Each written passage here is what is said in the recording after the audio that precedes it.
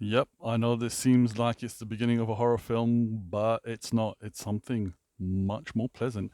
This is the i209WRA Alpine unit made for the Jeep Wrangler. This 2016 has been graced with its presence and our installation, and I kid you not, by far, this is the best unit we've ever installed, and that's no mean feet. So excuse the rather dodgy angle, but I want to just highlight this thing. When I tell you it's on another level of clarity and functionality, honestly, it is the this particular vehicle actually came with the Alpine package in that it had the Alpine tweeters and the sub in the boot.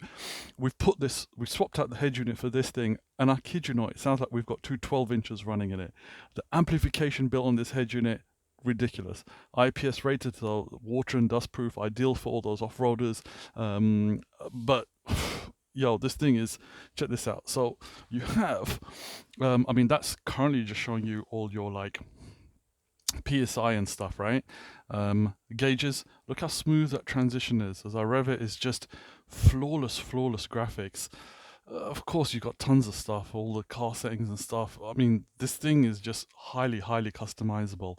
Going to the main menu. Honestly, we don't have time to go through everything. It's just got so much stuff. But of course, look, I hit the nav button, a physical button, which is so nice on these modern touch screens. Look good, but you know, in realistic terms, when you're driving, it causes headache. That's Google Maps on there via Android Auto because I'm connected on my phone while I'm filming and talking. This thing has got so many features. Whack it in reverse. This thing handles two cameras as well, by the way.